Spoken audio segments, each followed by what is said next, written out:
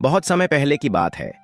हिमालय की तराई में बसे एक सुंदर, समृद्ध और शांतिप्रिय राज्य का नाम था कंचनगढ़।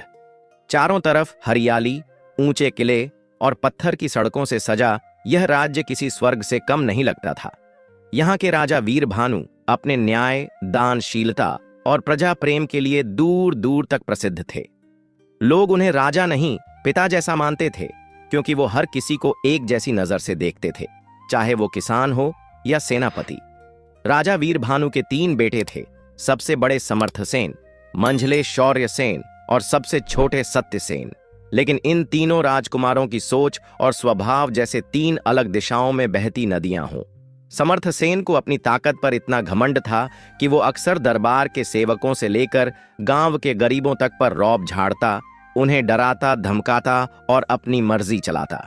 शौर्यसेन को यह भ्रम था कि सिर्फ इसलिए कि वो राजा का बेटा है, एक दिन उसे ही सिंहासन मिलेगा, इसलिए वो हर वक्त अधिकार जताने और खुद को सबसे ऊंचा साबित करने में लगा रहता।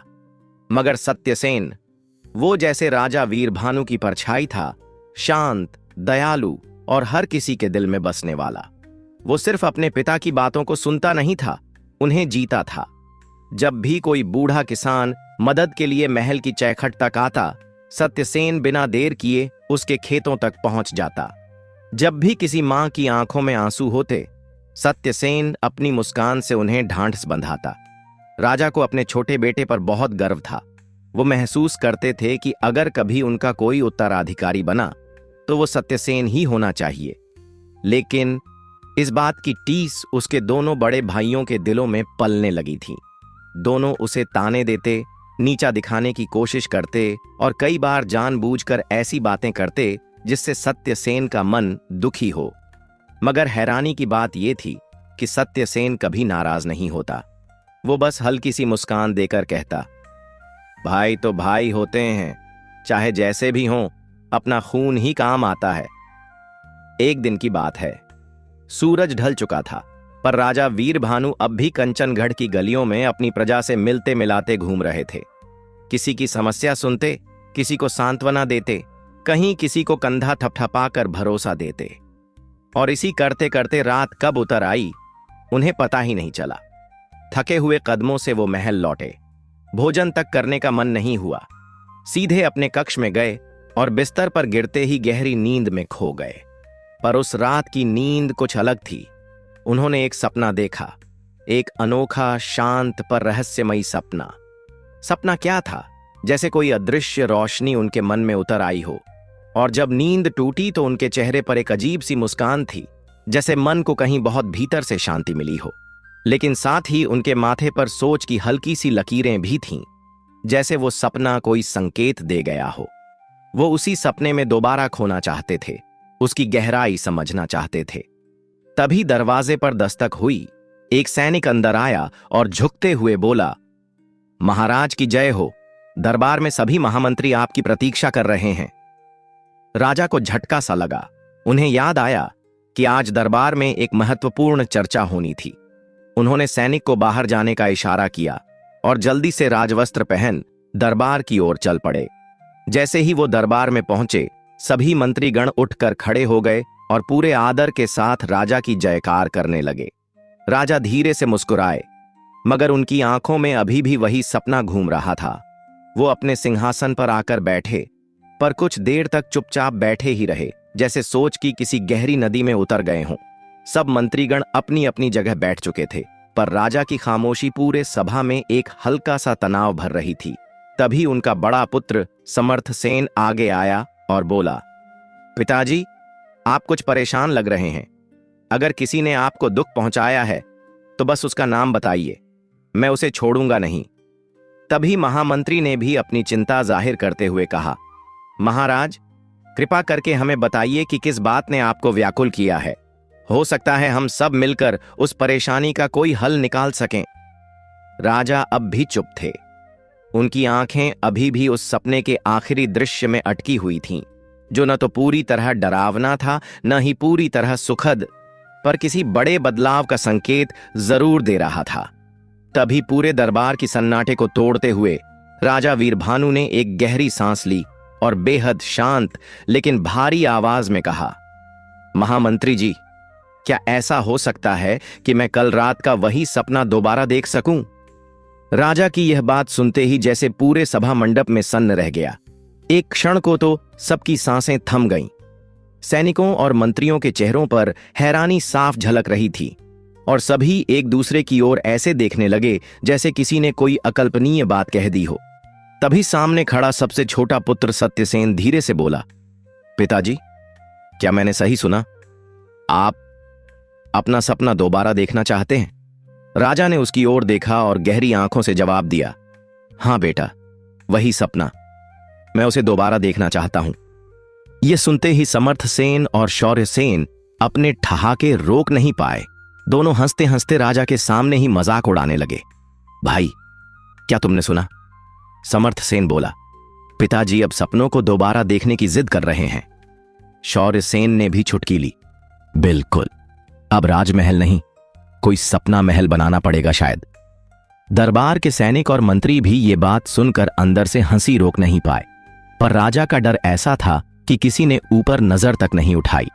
सबने सिर झुकाकर अपनी हंसी अंदर ही निगल ली। तभी सत्यसेन ने गंभीर स्वर में दोनों भाइयों को टोका, भाइयों, ये समय मजाक का नहीं है, हमें पहले पिताजी की बात पूरी सुन लेनी चाहिए। फिर वो धीरे से राजा के पास गया और उनके सामने हाथ जोड़कर बोला, पिताजी, ऐसा क्या था उस सपने में जो आप उसे दोबारा देखना चाहते हैं? राजा वीरभानु की आंखों में झांककर कोई भी समझ सकता था कि वो सपना कोई आम सपना नहीं था। उसमें कुछ ऐसा था जो उनके दिल को छू गया था। पर उन्होंने धीरे से सिर झुकाकर बस इतना ही कहा, मैं तुम्हें नहीं समझा सकता कि मैंने क्या देखा, पर मैं वो सपना दोबारा देखना चाहता हूं, और अगर कोई मुझे वो सपना फिर से दिखा दे तो मैं उसे अपना आधा राज्य दे दूंगा। यह बात जैसे ही दरबार में गूंजी, मंत्रियों की आंखें फैल गईं, सैनिकों के कान खड़े हो गए और सत्यसेन ने एक लंबी सांस ली। किसी ने सोचा भी नहीं था कि राजा इतने बड़े इनाम की घोषणा कर देंगे, और वह भी सिर्फ एक सपना देखने के लिए। अगले ही पल पूरे राज्य में डुगडुगी बजने लगी। हर गली, हर गांव, हर चौराहे पर यह बात आग की तरह फैल गई। राजा हर्षवर्धन, जिसे भी अपना वही सपना दोबारा दिखा पाएगा, उसे आधा राज्य मिलेगा। और इस ऐलान ने लोगों के दिलों में एक अजीब सी हलचल भर दी। किसी के मन में उम्मीद थी, किसी के मन में लालच। अगली सुबह से ही महल के बाहर लोगों की भीड़ लगने लगी। साधु, ज्योतिषी, तांत्रिक, सपनों के झांता, नींद के वैद्य और यहां तक कि कुछ अजीबोगरीब पहनावे में आए गांव के कुछ साधारण लोग भी सब राजा को उनके सपने में फिर से पहुंचाने आए थे। तभी एक सैनिक दौड़ता हुआ भीतर आया और बोला, महाराज की जय हो, महल के बाहर लंबी कतार लगी है, सभी आपको वो सपना फिर से दिखाना चाहते हैं। राजा ने थके स्वर में कहा, एक एक करके सबको भेजा जाए।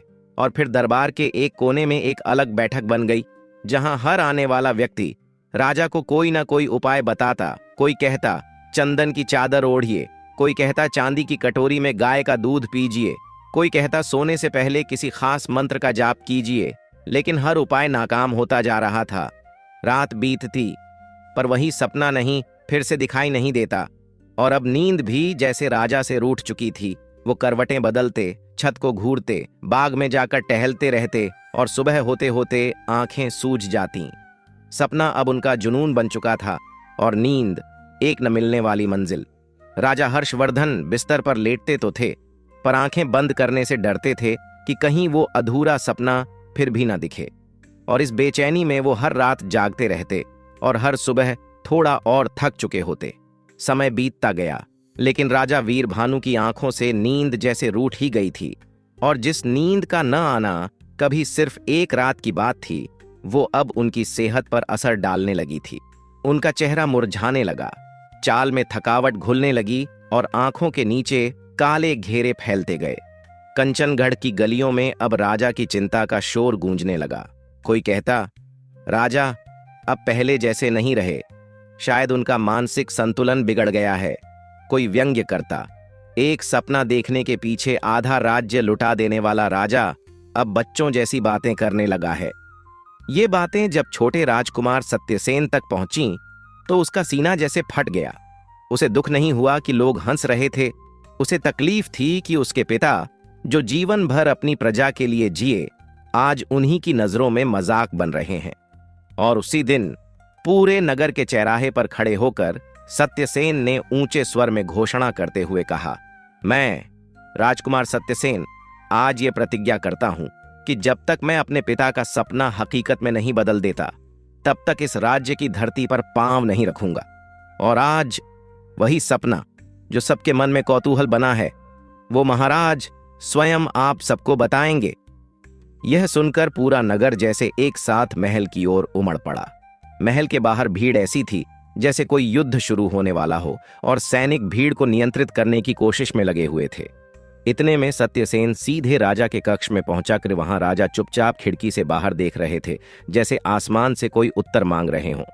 सत्यसेन ने धीरे से कहा, पिताजी, मैंने आपसे वादा किया था कि मैं आपके सपने के बारे में कभी नहीं पूछूंगा, पर जब तक आप बताएंगे नहीं कि आपने क्या देखा था, तब तक मैं उसे पूरा कैसे कर सकता हूं? आपकी प्रजा जानना चाहती है, मैं जानना चाहता हूं, कृपा करके बताइए। राजा ने थकी हुई आवाज में कहा, पुत्र, मेरा सपना कभी सच नहीं हो सकता, और अगर मैंने उसे किसी को बताया तो लोग मुझ पर हंसेंगे, इसीलिए मैंने उसे कभी जुबान पर नहीं लाया।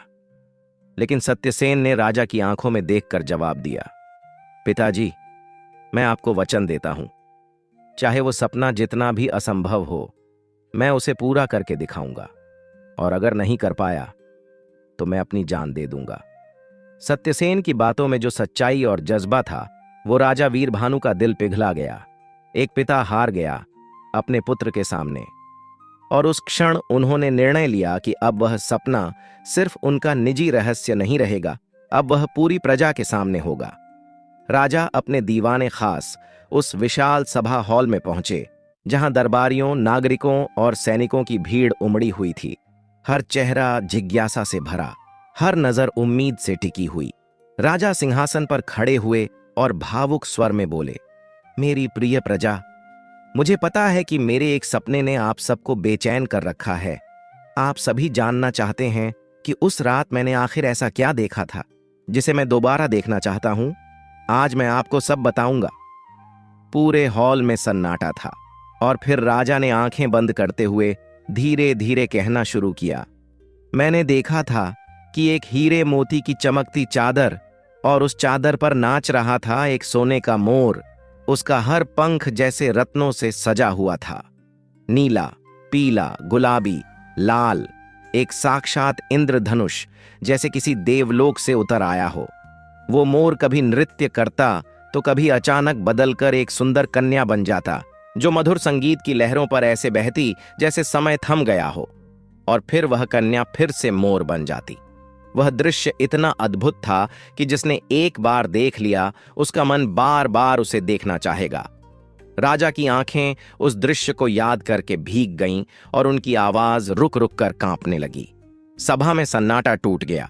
कोई हैरान था, कोई मंत्रमुग्ध, कुछ लोगों के चेहरे पर संदेह था, कुछ हंसी भी दबा रहे थे, पर ज्यादातर लोग बस उस दृश्य की कल्पना में खो गए थे, मानो उन्होंने भी वो सपना देख लिया हो। तभी सत्यसेन आगे आया और बोला, पिताजी, आपने जो देखा है वह केवल सपना नहीं, अब वो मेरा लक्ष्य है। मैं वचन देता हूं कि मैं इस स्वप्न को साकार करूंगा। और फिर राजसी वेशभूषा त्याग कर एक छोटा झोला अपने कंधे पर टांगते हुए सत्यसेन ने राजा से विदा मांगी। यह देखकर समर्थसेन और शौर्यसेन के मन में एक और तूफान उठा। अगर सत्यसेन ने सच में यह सपना पूरा कर दिया तो क्या पिताजी उसे उत्तराधिकारी घोषित कर देंगे? इस डर और प्रतियोगिता की भावना में जलते हुए दोनों बड़े भाई भी सामने आए और बोले, पिताजी, हम भी सत्यसेन के साथ ही आपके सपने को पूरा करने के लिए निकलना चाहते हैं। हम भी अपना योगदान देना चाहते हैं।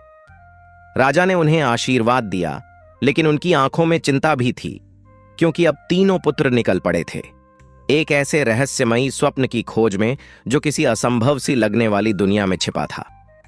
सवाल अब यह नहीं था कि कौन निकलेगा, असली सवाल यह था, क्या कोई उस सपने तक पहुंच भी पाएगा? और अगर पहुंचा तो क्या वह वही सपना होगा जो राजा ने देखा था? राजा वीरभानु के तीनों पुत्र समर्थसेन, शौर्यसेन और सत्यसेन अपने अपने रास्तों पर निकल पड़े थे, एक ऐसे स्वप्न की तलाश में जो हकीकत से परे था। जाने से पहले तीनों भाइयों ने एक ही स्थान पर 3 महीने बाद मिलने की प्रतिज्ञा ली और फिर तीनों दिशाओं में चल दिए। समर्थ सेन, जो स्वभाव से ही थोड़ा चतुर और अहंकारी था, जानबूझकर ऐसा मार्ग चुनता है जो सीधे राजा मानसिंह के राज्य की ओर जाता है, जो राजा वीरभानु के पुराने मित्र थे। चलते चलते उसे दूर एक विशाल महल दिखाई देता है, जिसके ऊंचे बुर्जों पर झंडियां लहरा रही थीं और पत्थर की दीवारों पर धूप ऐसी पड़ रही थी कि मानो समय रुक गया हो। जैसे ही समर्थ सेन महल के द्वार पर पहुंचा, वहां तैनात सैनिक से गर्व से बोला, जाकर कहो, कंचनगढ़ के राजकुमार समर्थ सेन आए हैं, राजा मानसिंह से भेंट करनी है। सैनिक थोड़ी देर में भीतर से लौट कर आया और आदर से झुकते हुए बोला, महाराज ने कहा है कि आपको ससम्मान भीतर लाया जाए।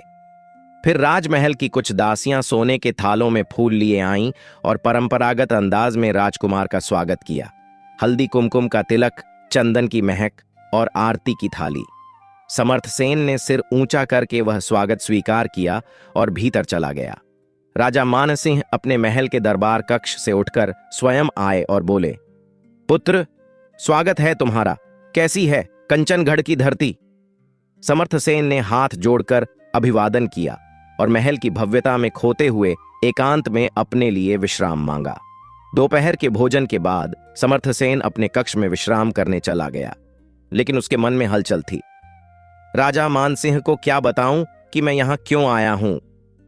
थोड़ी देर बाद राजा मानसिंह स्वयं उसके कक्ष में आए और स्नेह भरे स्वर में बोले, पुत्र, तुम्हारा इस तरह आना मेरे लिए सौभाग्य की बात है, लेकिन बताओ किस कारण से आना हुआ? समर्थ सेन ने एक पल के लिए नजरें झुका लीं और फिर मुस्कुराते हुए झूठ कह दिया, पिताश्री ने आपको बहुत याद किया। उन्होंने सोचा कि वर्षों से आपने कोई संदेश नहीं भेजा, इसलिए उन्होंने मुझे यहां भेजा कि मैं आकर आपके हालचाल ले आऊं। यह सुनकर राजा मानसिंह की आंखें नम हो गईं। उन्होंने भावुक होकर कहा, तेरे पिता सच्चे मित्र हैं, जो अपने मित्र का कुशल जानने के लिए सैनिक नहीं बल्कि अपने पुत्र को भेजते हैं। वही सच्चा राजा और सच्चा मित्र होता है। समर्थ सेन ने मुस्कुराते हुए राजा मानसिंह की ओर देखा और कहा, आपने बिल्कुल सही कहा। पिताजी हमेशा आपकी बातें करते हैं और सच कहूं तो मेरा भी बहुत मन था आपसे मिलने का। यही वजह थी कि इस ओर चला आया। राजा मानसिंह भावुक होकर बोले, तुमने बहुत अच्छा किया बेटा, यह महल अब तुम्हारा है। जितने दिन मन करे यहां रहो, इसे अपना ही घर समझो। इस तरह समर्थ सेन को अगले 3 महीनों तक राजसी आराम मिल गया और वह बिना किसी चिंता के उसी महल में शांति से रहने लगा। उधर दूसरा पुत्र शौर्य सेन चालाकी में किसी से कम नहीं था। उसने सोच समझकर वही रास्ता चुना जो सीधा उसकी पत्नी के मायके की ओर जाता था। उसने मन में सोचा, पिता की आज्ञा भी निभ जाएगी और थोड़ी ससुराल की मेहमान नवाजी भी मिल जाएगी। और यूं वह अपने ससुराल पहुंच गया, जहां उसका स्वागत भी हुआ और आराम भी। इस तरह दोनों बड़े भाइयों ने चालाकी से अपने लिए सुरक्षित और आरामदायक जगह ढूंढ ली थी। लेकिन सबसे छोटा भाई सत्यसेन, वह सीधा, सच्चा और दृढ़ निश्चयी था। उसने कोई आसान रास्ता नहीं चुना।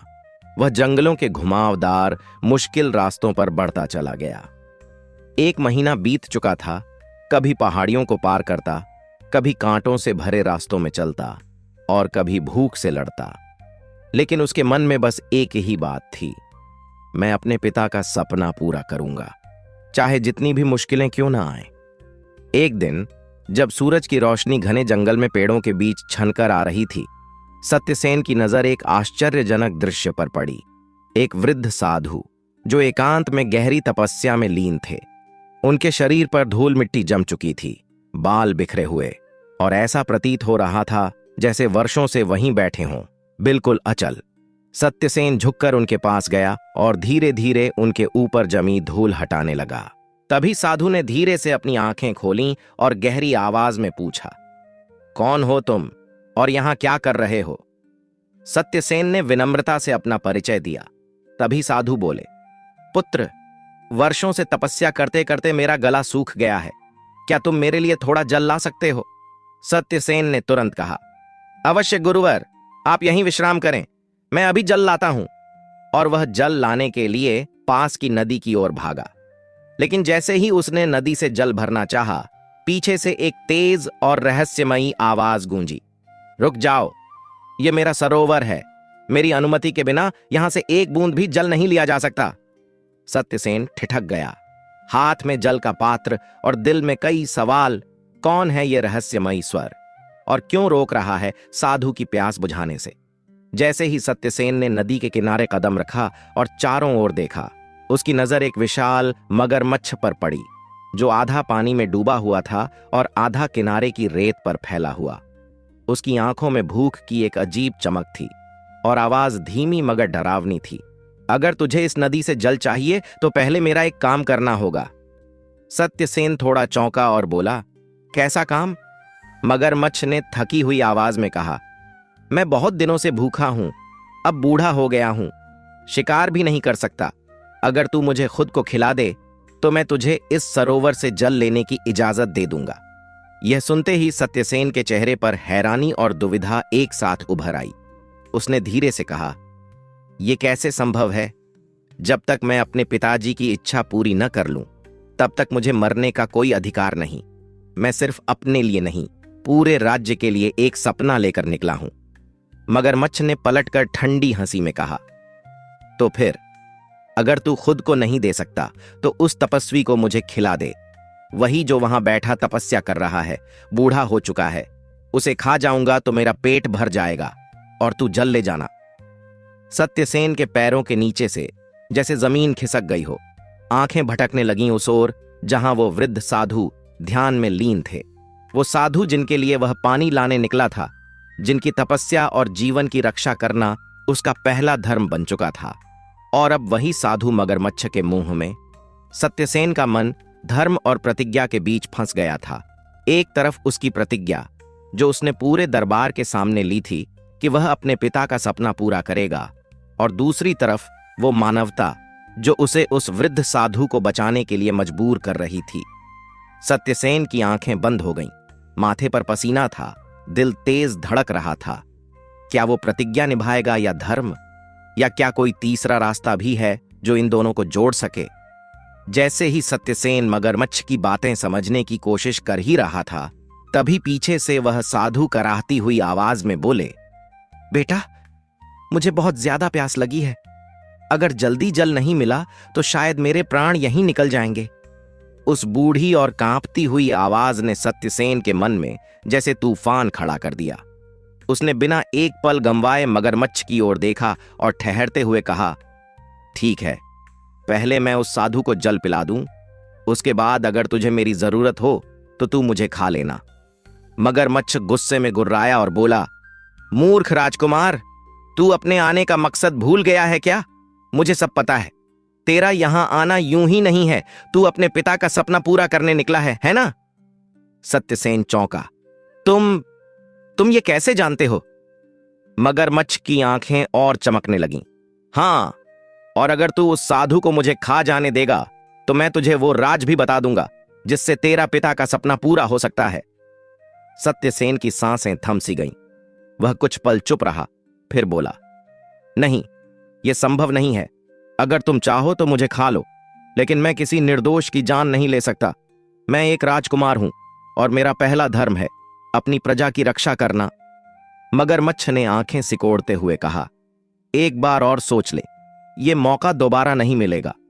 लेकिन इस बार सत्यसेन की आंखों में न कोई डर था, न कोई दुविधा, बस एक अटूट संकल्प। उसने गहरी सांस ली और कहा, अब मुझे कुछ नहीं सोचना, मैंने अपना निर्णय कर लिया है। यदि एक साधु के प्राण बचाने के लिए मुझे अपने प्राण देने पड़े तो मुझे कोई हिचक नहीं। और वैसे भी जब तक एक भी व्यक्ति दुखी हो, तब तक मेरा राजकुमार होना व्यर्थ है। राजकुमार सत्यसेन जैसे ही साधु को जल देने के लिए कदम बढ़ाता है, तभी पीछे से मगरमच्छ की गूंजती हुई आवाज आई, रुक जा राजकुमार, क्या तुम एक साधु के प्राण बचाने के लिए अपनी पूरी प्रजा को संकट में डालना चाहते हो? सत्यसेन ठिठका और मुड़कर मगरमच्छ की आंखों में देखकर कहता है, तुम्हारा मतलब क्या है? मगरमच्छ धीरे धीरे पानी में घूमता है और गंभीर स्वर में बोलता है, सोचो, अगर किसी राज्य में राजा ही सक्षम न हो तो प्रजा कैसे सुखी रह पाएगी?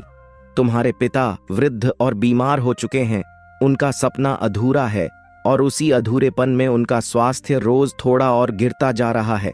और तुम्हें तो पता ही है, दुश्मन राज पर नजरें गड़ाए बैठा है। उन्हें ये मालूम है कि अभी राजमहल खाली है, राजा अस्वस्थ है और उसके तीनों राजकुमार राज्य से दूर हैं। ऐसे में अगर राज्य पर आक्रमण होता है तो कौन बचाएगा तुम्हारी प्रजा को? मगरमच्छ की आंखों की चमक अब तेज हो चुकी थी। राजकुमार, ये सिर्फ एक साधु की जान नहीं है, ये पूरा राज्य है, पूरा भविष्य है।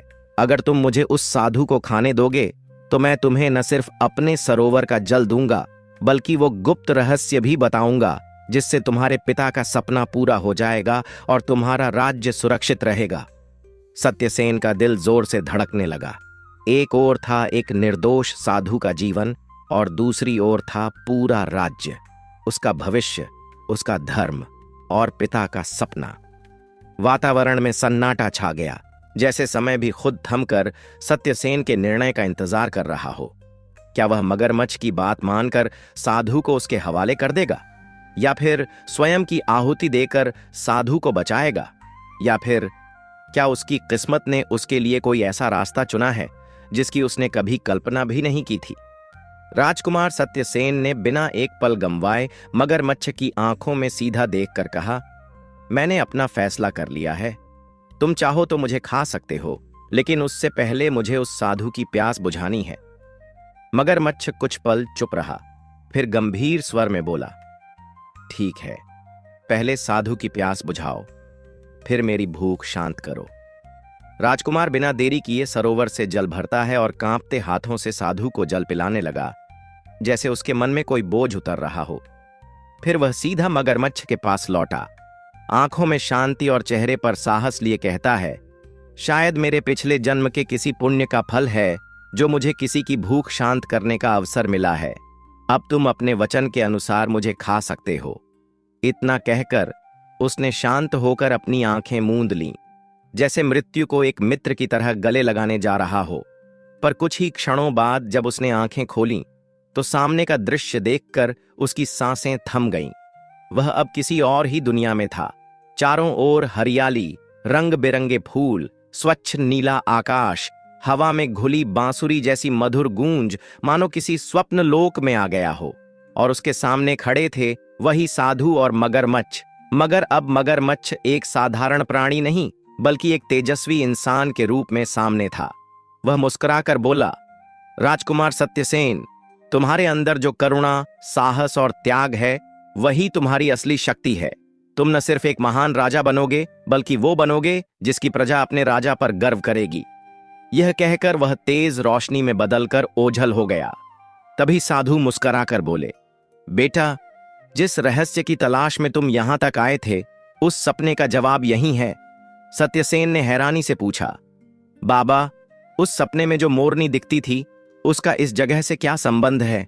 साधु ने गहरी सांस लेते हुए उत्तर दिया, वह कोई साधारण मोरनी नहीं थी, वह इस धरती की राजकुमारी मयूरा है।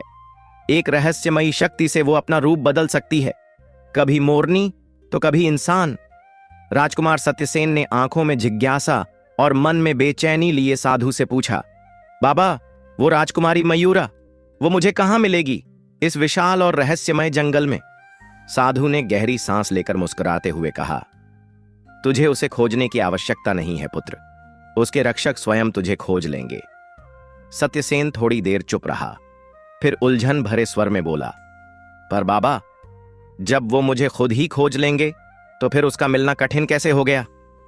साधु की आंखों में एक गहरी चिंता उतर आई, क्योंकि मयूरा की रक्षा करने वाले जो प्राणी हैं, वे कोई साधारण जीव नहीं, वे शैतानी रक्षक हैं।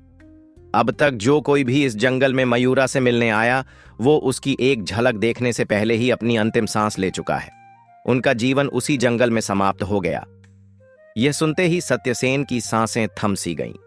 वह धीरे से बुदबुदाया, इसका मतलब आज तक किसी ने भी रानी मयूरा को नहीं देखा? साधु ने सिर हिलाया, नहीं पुत्र, आज तक कोई भी जीवित उस तक नहीं पहुंचा। सत्यसेन की आंखों में एक नई ज्वाला जल उठी, तो क्या कोई तरीका नहीं जिससे मैं उन शैतानी रक्षकों से लड़ सकूं? क्या कोई रास्ता नहीं जिससे मैं राजकुमारी मयूरा तक पहुंच सकूं और उसे अपने साथ ला सकूं?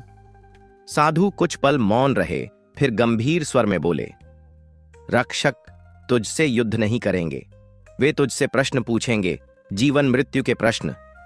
अगर उत्तर सही दिया तो तुझे मयूरा से मिलने का अवसर मिलेगा, पर ध्यान रहे, अगर एक भी उत्तर गलत हुआ तो अगले ही क्षण मृत्यु तुझसे लिपट जाएगी। सत्यसेन ने धीरे से सिर हिलाया, जैसे खुद को तैयार कर रहा हो, पर साधु यहीं नहीं रुके। उन्होंने आगे कहा, और मान लो अगर तू उनके सभी प्रश्नों के उत्तर देकर मयूरा तक पहुंच भी गया तो भी वो तेरे साथ तभी जाएगी जब वो स्वयं तैयार हो। तुझे न सिर्फ उन रक्षकों को पार करना होगा, बल्कि मयूरा के मन को भी जीतना होगा, और यह सबसे कठिन कार्य होगा।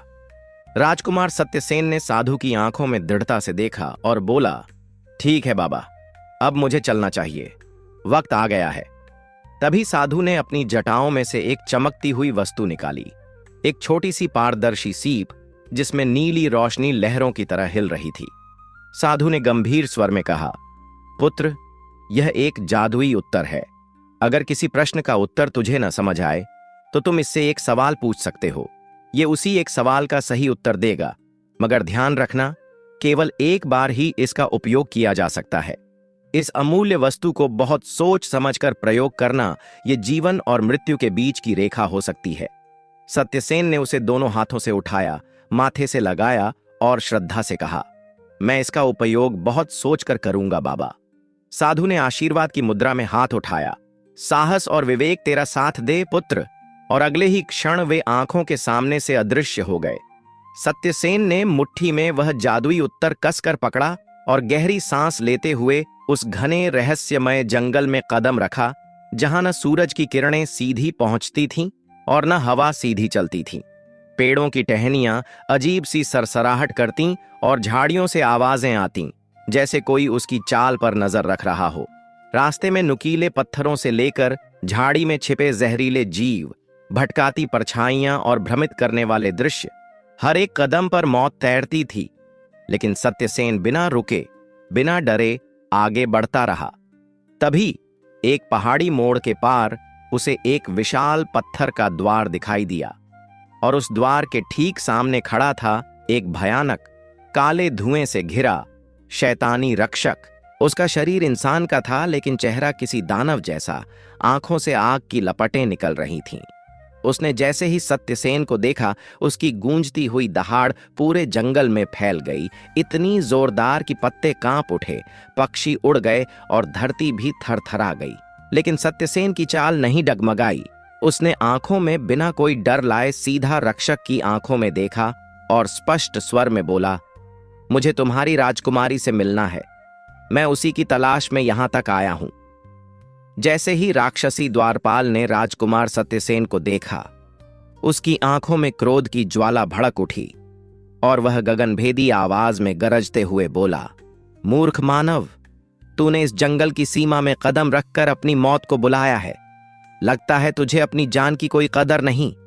अगर अब भी जिंदगी से थोड़ा भी लगाव है तो वापस लौट जा, वरना अगले ही पल तुझे अपने पैरों तले कुचल दूंगा। उसकी आवाज इतनी भारी और डरावनी थी कि पेड़ पौधे थर्रा उठे, मगर राजकुमार की आंखों में न डर था न झिझक। उसने साहस के साथ सीधा उसकी आंखों में देखा और बोला, मैं यहां राजकुमारी मयूरा से मिलने आया हूं, और जब तक उनसे मिल नहीं लेता तब तक वापस नहीं जाऊंगा। चाहे जितनी भी परीक्षाएं लेनी हो, मैं हर कसौटी पर खरा उतरने को तैयार हूं। राक्षस कुछ पल उसे घूरता रहा, फिर अपने भारी स्वर में बोला, अगर तू इतना ही हठी है तो सुन, मैं तुझसे प्रश्न पूछूंगा। अगर जवाब सही दिया तो आगे जाने दूंगा, लेकिन अगर जरा भी चूका तो वहीं खड़ा खड़ा तुझे अपने पंजों से मसल दूंगा। राजकुमार ने सिर ऊंचा करके कहा, पूछिए, मैं हर प्रश्न का जवाब देने को तैयार हूं। राक्षस ने अपनी गर्दन पीछे झटकते हुए पहला प्रश्न पूछा, मनुष्य के जीवन का वो कौन सा काम है जो उसके मरने के बाद भी उसका पीछा नहीं छोड़ता? जंगल में सन्नाटा छा गया। सत्यसेन ने कुछ पल आंखें बंद कीं, फिर बोला, मनुष्य के बुरे कर्म जो वो जीते जी करता है, वही उसकी आत्मा को भी जकड़े रहते हैं। मरने के बाद भी उसका पीछा नहीं छोड़ते। राक्षस ने गहरी सांस भरी और गरजते हुए कहा, सही जवाब। उसकी आंखों की लपटें थोड़ी मध्यम हुईं, लेकिन चेहरा अब भी सख्त था। अब दूसरा प्रश्न। वह आगे झुका। ऐसी कौन सी चीज है जो मनुष्य को खाने से पहले नहीं दिखती और जिसे खा लेने के बाद दोबारा कोई नहीं खाना चाहता? राजकुमार ने राक्षस के पूछे सवाल पर गहराई से सोचना शुरू किया। माथे पर पसीना था, मन में उलझन, लेकिन आंखों में अब भी वही दृढ़ निश्चय था। कुछ बोलने को होंठ हिले, फिर वह चुप हो गया, जैसे मन में आया उत्तर उसे संतुष्ट नहीं कर रहा हो। फिर उसने दोबारा आंखें बंद कीं, जैसे अपने अंतर्मन की आवाज को सुन रहा हो, और फिर धीरे से आंखें खोलते हुए बोला, धोखा। हाँ, धोखा ही वो चीज है जो इंसान को पहले कभी दिखाई नहीं देती, लेकिन एक बार जो इसे छक लेता है वो दोबारा इसे कभी नहीं खाना चाहता। राक्षस की आंखों में कुछ पल को सन्नाटा छा गया। फिर उसने जोर से अट्टहास किया और बोला, सही जवाब। अब तुम अंदर जा सकते हो, लेकिन याद रखना, आगे का रास्ता और भी कठिन है। अब तुम्हें 4 और रक्षक मिलेंगे जो तुमसे और भी मुश्किल सवाल पूछेंगे, पहले से भी ज्यादा घुमावदार। राजकुमार ने विनम्रता से प्रणाम किया और धीरे धीरे द्वार के भीतर कदम रख दिए। जंगल और घना होता जा रहा था, हर कदम जैसे किसी अनदेखे रहस्य की तरफ बढ़ रहा था। चलते चलते उसका शरीर थकने लगा और वो एक विशाल बरगद के नीचे रुक गया।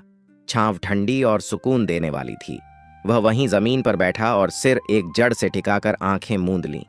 थकावट ने कुछ ही पलों में उसे नींद की आगोश में ले लिया और फिर सपना शुरू हुआ। उसने देखा, दूर एक भव्य रोशनी से चमकता महल खड़ा है। उसकी ऊंची दीवारों से सुरीली मीठी सी गुनगुनाहट बह रही है, जैसे हवा भी उस स्वर को सहला रही हो। महल के भीतर एक सफेद वस्त्र पहने स्त्री गुनगुनाते हुए धीमे धीमे आगे बढ़ रही है। उसके चाल में एक ऐसी मोहक शांति थी कि राजकुमार मंत्रमुग्ध होकर उसे देखने लगा। जैसे ही उसने स्त्री का चेहरा देखने की कोशिश की, सपना टूट गया। राजकुमार की आंखें खुलीं तो दिल जोर से धड़क रहा था। वह उस स्त्री का चेहरा नहीं देख पाया था, लेकिन उसके स्वर और चाल ने उसके भीतर कोई गहरी हलचल पैदा कर दी थी। अब वो बेचैन हो गया था, जैसे कोई अदृश्य डोर उसे उस महल और उस स्त्री की ओर खींच रही हो। बिना समय गंवाए वह उठा और आगे बढ़ा। अब उसका मन पहले से कहीं ज्यादा दृढ़ था। आगे बढ़ते हुए वह दूसरे द्वार तक पहुंचा, जहां एक और रक्षक खड़ा था, पहले से कहीं ज्यादा भयानक और विशाल, जिसकी आंखें अंगारों जैसी जल रही थीं। अब देखना यह था कि क्या राजकुमार इस दूसरे द्वार की चुनौती पार कर पाएगा या फिर इस दैत्याकार रक्षक के पैरों तले कुचल दिया जाएगा। दूसरे रक्षक की आंखों में एक अजीब सी चमक थी, जैसे वह राजकुमार की आत्मा को भीतर तक पढ़ने की कोशिश कर रहा हो। उसने भारी धीमे स्वर में पूछा, क्यों आया है तू इस जंगल के दूसरे द्वार तक? राजकुमार ने बिना झिझके कहा, मैं राजकुमारी मयूरा से मिलने आया हूं। उसे अपने साथ लेकर जाना चाहता हूं ताकि अपने पिता का सपना पूरा कर सकूं। रक्षक ने एक पल उसकी ओर देखा, फिर अचानक हंस पड़ा। वह हंसी नहीं थी, वो जैसे किसी साजिश की पहली परत हो। उसने कहा, तू बस उस साधारण सी लड़की के लिए अपनी जान की बाजी लगा रहा है। चल, मैं तुझे एक और रास्ता दिखाता हूं। एक ऐसी गुफा जहां दीवारें सोने की हैं, जमीन हीरों से जड़ी हुई है और हवा भी धन से भरी है। बस एक शर्त है, वहां मिलने वाला आधा धन मेरा होगा। राजकुमार ने उसी ठहराव के साथ जवाब दिया, मुझे उस धन की कोई जरूरत नहीं। मैं यहां सिर्फ अपने पिता का सपना पूरा करने आया हूं, इससे ज्यादा की चाह नहीं है। यह सुनकर राक्षस चौंक गया। उसकी आंखों में पहली बार संशय की हल्की सी झलक आई। वह मन ही मन सोचने लगा, अजीब लड़का है। आजकल के लोग तो धन के लिए अपने बाप तक की हत्या कर देते हैं, और ये अपनी जान दांव पर लगा रहा है सिर्फ पिता के सपने को पूरा करने के लिए। यह सोचते ही रक्षक की चाल बदल गई। उसने राजकुमार को हराने की एक नई चाल चली।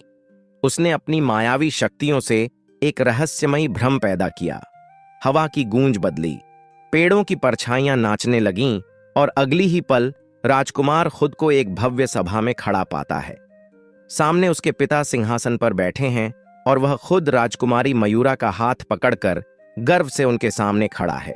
लेकिन अगले ही पल दृश्य बदलता है।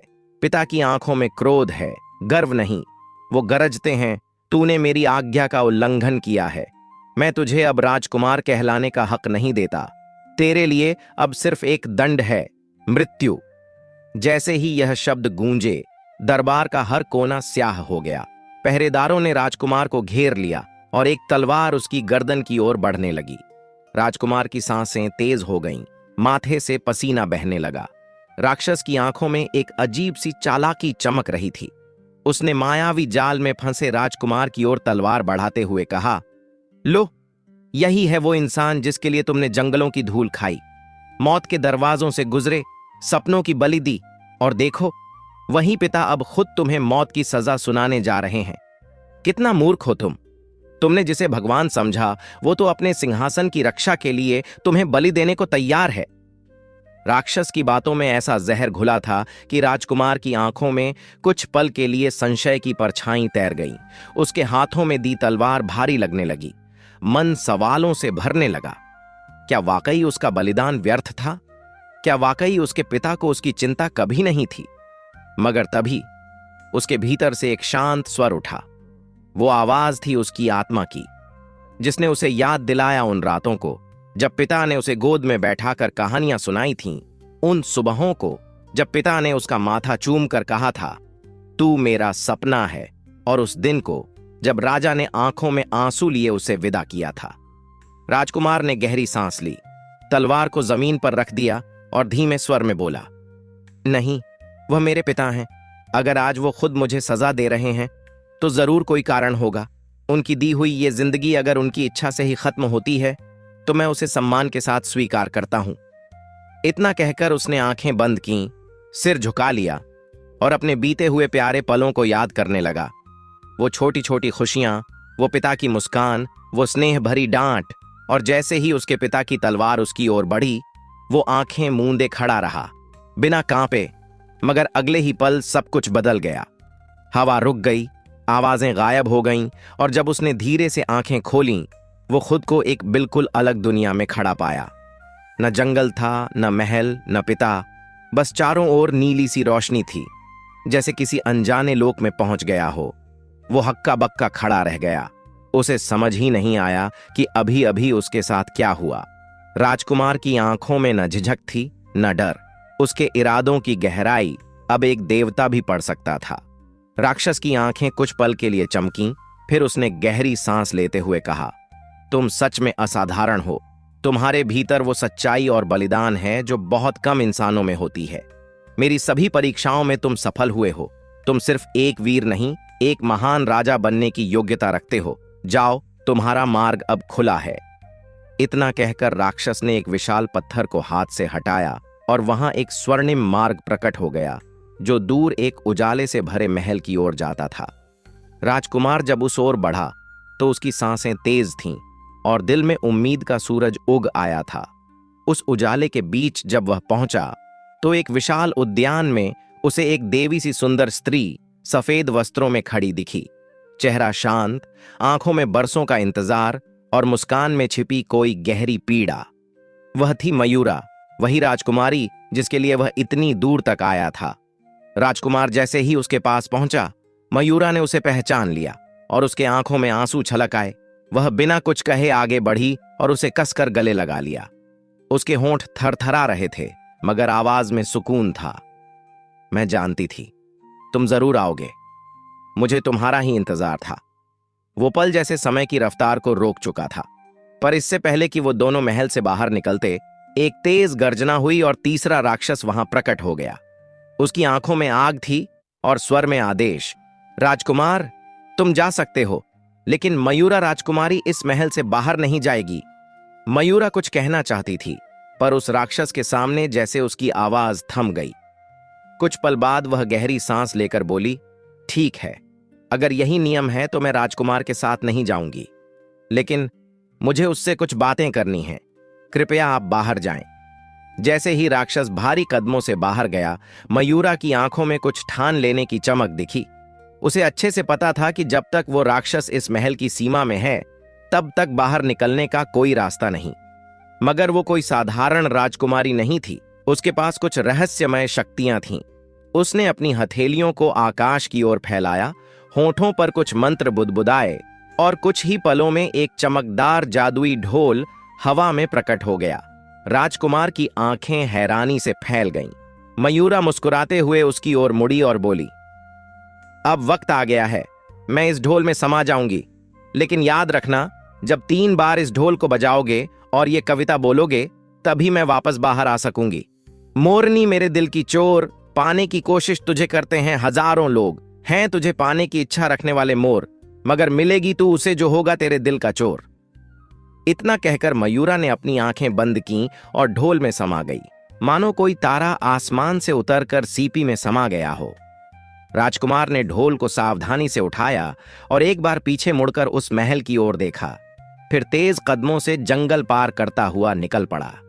कुछ कोस चलने के बाद तीनों भाई समर्थ सेन, शौर्य सेन और सत्य सेन एक बार फिर उस पुराने स्थान पर मिले जहां से वे अलग हुए थे। समर्थ सेन ने हंसते हुए पूछा, क्यों छोटे भाई, तुझे भी कुछ हाथ लगा या बस यूं ही घूमकर आ गया? तभी उन्होंने देखा कि सत्यसेन के हाथ में एक चमकदार ढोल है। शौर्य सेन चुटकी लेते हुए बोला, क्यों रे, तू अब मदारी बन गया है क्या? जंगल से शेर नहीं लाया, ढोल लेकर आया है। सत्यसेन हल्की मुस्कान के साथ बोला, भाई, ये कोई मामूली ढोल नहीं है, इसी में वो सपना छुपा है जो पिताजी वर्षों से देख रहे थे। ये हमें हमारे लक्ष्य तक पहुंचाएगा। दोनों बड़े भाई उसकी बात सुनकर चौंके। उनकी आंखों में एक पल को हैरानी चमकी, फिर भीतर ही भीतर जलन की चिंगारी सुलगने लगी। सत्यसेन बिना रुके बोला, अब ज्यादा देर नहीं करनी चाहिए, हमें तुरंत महल लौटना होगा। और वो तेजी से आगे बढ़ गया। पीछे खड़े समर्थ सेन और शौर्य सेन की आंखों में अब चिंता नहीं, बल्कि ईर्ष्या थी। मन में एक ही सवाल गूंज रहा था, अगर सत्यसेन सच में पिताजी का सपना पूरा कर देता है तो राज्य का उत्तराधिकारी वही बनेगा और हमारे हिस्से में कुछ भी नहीं आएगा। दोनों एक दूसरे की आंखों में देखकर चुपचाप सिर हिलाते हैं। अब उनके दिल में कोई भाईचारा नहीं, बल्कि एक चाल पल रही थी, एक ऐसी योजना जो उनके छोटे भाई की कहानी को हमेशा के लिए बदल सकती थी। कुछ कोस चलने के बाद जब दोपहर की धूप सिर पर चढ़ने लगी तो समर्थ सेन और शौर्य सेन धीरे धीरे थके हुए दिखने लगे, मगर उनकी थकावट असली नहीं, एक चाल का हिस्सा थी। उन्होंने कदम धीमे किए और सत्यसेन से बोले, छोटे भाई, हम दोनों बहुत थक गए हैं। वो सामने जो पुराना कुआं है, जरा वहां से थोड़ा पानी भर ला, बस 2 घूंट मिल जाएं तो जान में जान आ जाए। सत्यसेन ने बिना एक पल सोचे मुस्कुराकर सिर हिलाया और बोला, ठीक है भाई, आप लोग यहीं बैठो, मैं अभी लाता हूं। उसने अपने कंधे से ढोल उतारा और कुएं की ओर बढ़ा ही था कि दोनों भाई एकाएक उसके पीछे आ गए और बोले, ठहर, ये ढोल तुम हमें दे दो। अगर पानी भरते वक्त ये कुएं में गिर गया तो सब बर्बाद हो जाएगा, ये बहुत कीमती है ना। सत्यसेन ने उनके कहे पर भरोसा किया। ढोल चुपचाप उनके हवाले किया और अकेले कुएं की ओर बढ़ गया। लेकिन जैसे ही उसने कुएं में बाल्टी डाली और झुककर पानी निकालने लगा, तभी पीछे से 2 जोड़ी आंखें हैवानियत से चमकीं और अगले ही पल समर्थ सेन और शौर्य सेन ने उसे पूरी ताकत से पीछे से धक्का दे दिया। सत्यसेन का शरीर लड़खड़ाया और वह धप्प से कुएं में गिर पड़ा। घनघोर अंधेरा और पानी का झटका एक साथ उसके शरीर में समा गया। वह घबराकर चिल्लाया, भाइयों, मुझे बाहर निकालो, ये क्या कर रहे हो? लेकिन ऊपर से आती आवाज में कोई दया नहीं थी, सिर्फ जहर था। समर्थ सेन की आंखों में जलन थी और शौर्य सेन की आवाज में तुरशी। क्या तू सच में सोच बैठा था कि तू राजा बनेगा, हमारे ऊपर राज करेगा? तुझे लगता है पिताजी तुझसे इतना प्यार करते हैं कि ताज भी तुझे दे देंगे? फिर वो एक कड़वी सच्चाई भी बताते हैं, तू हमारा सौतेला भाई है और हम तुझे कभी भी इस राज्य का वारिस नहीं बनने देंगे। इतना कहकर दोनों ने ढोल उठाया और एक बार भी पीछे मुड़कर देखे बिना महल की ओर निकल पड़े। कुएं के भीतर अंधेरा था, पानी ठंडा था और सत्यसेन की आंखों से बहते आंसू उस ठंडक से भी ज्यादा सुलग रहे थे। ऊपर आसमान धूप से चमक रहा था, मगर उस छोटे राजकुमार की दुनिया में अब सिर्फ अंधकार और धोखे की गूंज थी। और फिर धीरे धीरे महीने गुजरने लगे और महल के दरवाजे पर 2 राजकुमार लौटे, मगर 3 में से एक अब कहीं नहीं था। जब महीनों की कठिन यात्रा के बाद समर्थ सेन और शौर्य सेन महल के विशाल द्वारों से भीतर दाखिल हुए तो पूरे राजमहल में जैसे उत्सव का माहौल बन गया।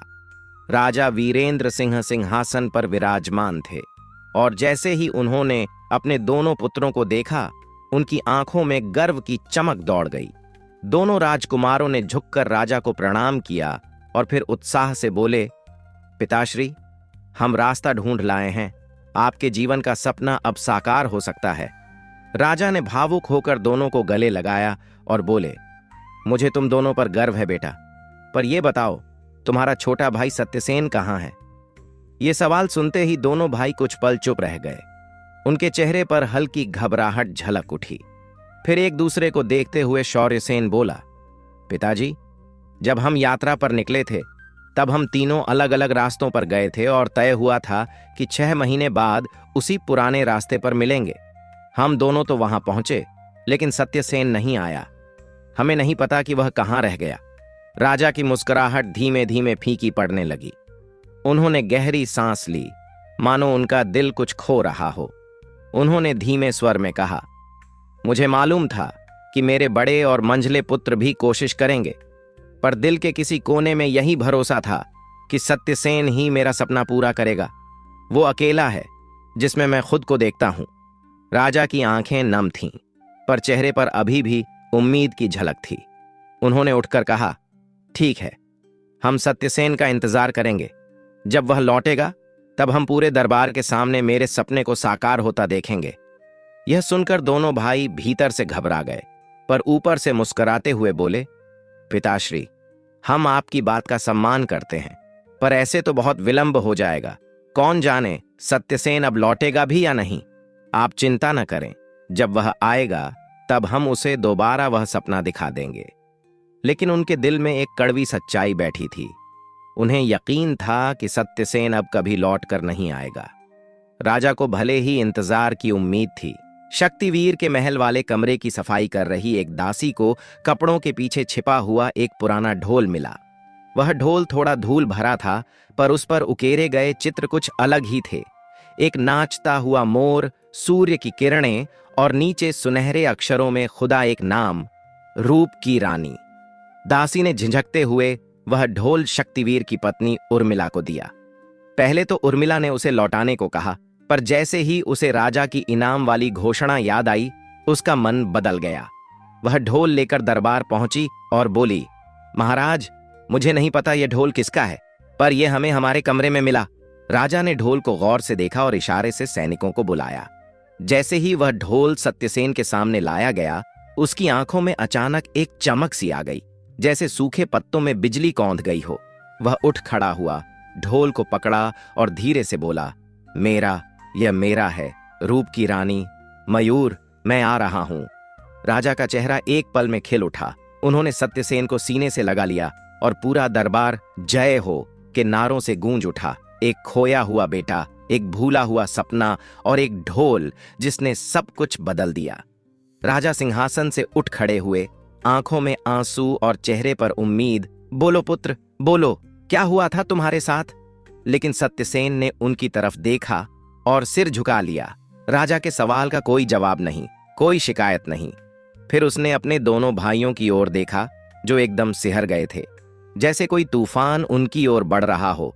लेकिन तभी सत्यसेन ने शांत स्वर में कहा, पिताजी, मुझे बहुत थकान महसूस हो रही है। क्या मैं कुछ देर विश्राम ले सकता हूं? राजा थोड़े चौंके, मगर फिर धीरे से सिर हिलाया। सत्यसेन वहां से उठकर चल दिया और उसके पीछे पीछे दोनों भाई भी निकल लिए, जैसे कोई सजा सुनने जा रहे हों। महल के विश्राम गृह में पहुंचकर जब सत्यसेन ने दरवाजा बंद किया, तब उसने धीमे स्वर में कहा, मुझे नहीं पता तुम दोनों ने मुझे क्यों गिराया था उस कुएं में, शायद डर या जलन, मगर तुम दोनों हमेशा मेरे भाई रहोगे और मैं कभी भी अपने होते हुए तुम दोनों को नुकसान नहीं होने दूंगा। ये शब्द सुनकर शक्तिवीर और शौर्यसेन की आंखों से आंसू बह निकले। उन्होंने झुककर सत्यसेन के चरण छू लिए और बोले, हमने पाप किया है, क्षमा कर दो भाई। सत्यसेन ने दोनों को उठाया और गले से लगा लिया। उस दिन महल के आंगन में जहां कभी नफरत की हवा बहती थी, वहीं अब भाईचारे की खुशबू फैल रही थी। और अगली सुबह जब पूरा राजमहल प्रातःकालीन धूप में नहाया हुआ था, सत्यसेन अपने ढोल के साथ सामने आया, चेहरे पर आत्मविश्वास की चमक और आंखों में अपने पिता के सपने को पूरा करने का जज्बा था। जैसे ही उसने ढोल 3 बार बजाया और अपने स्वर में वो रहस्यमयी कविता दोहराई, मोरनी मेरे दिल की चोर, पाने की कोशिश तुझे करते हैं लोग हजार, तो हवा में कुछ बदलने लगा। सभी की आंखें उसी ओर मुड़ गईं और जैसे ही अंतिम पंक्ति आई, मगर मिलेगी तू उसे जो होगा तेरे दिल का चोर, वहीं सामने हीरे मोती की चादर पर सोने का मोर प्रकट हुआ। उसके पंखों पर रत्न जड़े थे और वह धीरे धीरे नाचता हुआ मानव रूप में बदल गया। एक सुंदर कन्या जिसके चेहरे पर सौंदर्य और भक्ति की चमक थी। रूप की रानी राजा की आंखों में चमक आ गई। उन्होंने गर्व से सत्यसेन को गले लगाया और घोषणा की, आज से सत्यसेन मेरा उत्तराधिकारी होगा और मैं स्वयं उसका विवाह इस रूपसी मयूर से करूंगा। महल तालियों, नगाड़ों और जयकारों से गूंज उठा। अगली सुबह राजमहल के प्रांगण में सूरज की पहली किरण जैसे ही सोने की गुंबदों पर पड़ी, पूरा वातावरण एक अलौकिक चमक से भर उठा। हवा में फूलों की भीनी भीनी खुशबू थी। महल के सैनिक कतार में खड़े थे। ढोल नगाड़े गूंज रहे थे और आम से लेकर खास तक हर व्यक्ति की आंखों में उत्सुकता थी, मानो किसी चमत्कार की प्रतीक्षा हो। दरबार के बीचों बीच एक ऊंचा मंच बनाया गया था, जिस पर राजा सिंहासन पर विराजमान थे। उनके चेहरे पर गर्व और इंतजार की मिली जुली भावनाएं तैर रही थीं। तभी महल के द्वार से छोटे राजकुमार सत्यसेन अपने उसी पुराने ढोल को थामे, श्वेत वस्त्रों में शांत मगर तेज कदमों से आगे बढ़ते हैं। उनकी चाल में विश्वास था, आंखों में नमी और तेज दोनों, और उनके पीछे धीरे धीरे रूप की रानी मयूरी चल रही थी, जिसके कदमों से जैसे फूल खिल रहे हों। पूरे महल में एक गूंज उठती है, राजकुमार सत्यसेन की जय हो। लेकिन सत्यसेन बिना रुके मंच पर पहुंचते हैं, ढोल को ठीक बीच में रखते हैं और गहरी सांस लेकर उसे 3 बार धीरे धीरे बजाते हैं। जैसे ही ढोल की धुन गूंजती है, हवा में कुछ कांपता है, आकाश जैसे रंग बदलता है और फिर वो जादुई कविता शुरू होती है। मोरनी मेरे दिल की चोर, पाने की कोशिश तुझे करते हैं लोग हजार, मगर मिलेगी तू उसे जो होगा तेरे दिल का सच्चा चोर। और इतने में ही उसी कविता के साथ मंच के सामने भूमि से हीरे मोती की चमचमाती चादर निकलती है, जिस पर एक बार फिर वही सोने का मोर प्रकट होता है। पर इस बार वो मोर नाचते नाचते मयूरी में नहीं, बल्कि 2 रूपों में बंट जाता है। एक मोर सत्यसेन की बाहों में जाकर खुद को समर्पित करता है और दूसरा जाकर राजा के चरणों में बैठ जाता है, मानो कह रहा हो कि अब ये सपना सिर्फ एक नहीं, 2 दिलों की विजय है। पूरा दरबार ताली और जय घोष से गूंज उठता है। राजा सिंहासन से खड़े होकर अपने छोटे पुत्र को गले लगाते हैं और कहते हैं, तू ही है मेरा सच्चा उत्तराधिकारी। तूने न सिर्फ मेरे सपने को जीवित किया, बल्कि इस राज्य की आत्मा को भी। उसी क्षण राजा घोषणा करते हैं कि सत्यसेन अब इस राज्य का नया राजा होगा और उसी दिन राजकुमार सत्यसेन और मयूरी का विवाह भी राजसी परंपराओं के अनुसार बड़े धूमधाम से संपन्न होता है। चारों दिशाओं में दीप जलाए जाते हैं। संगीत, नृत्य और पुष्प वर्षा के बीच राजा सिंहासन सत्यसेन को सौंपते हैं। वहीं शक्तिवीर और शौर्यसेन, जो अब पूरी तरह बदल चुके हैं, को सत्यसेन अपना सेनापति और महामंत्री घोषित करता है और कहता है, राज चलाना सिर्फ तलवार से नहीं, रिश्तों से होता है और मुझे खुशी है कि मेरे भाई अब मेरे साथ हैं। और इस प्रकार जहां कभी ईर्ष्या और द्वेष का अंधेरा था, वहां अब भाईचारे, प्रेम और न्याय की रोशनी थी। महल के ऊंचे गुंबदों पर फिर से ध्वजा लहराती है और आखिरी दृश्य में सत्यसेन और मयूरी एक दूसरे का हाथ थामे खड़े होते हैं, जैसे पूरा राज्य अब उनके दिल की धड़कनों से बंधा हो।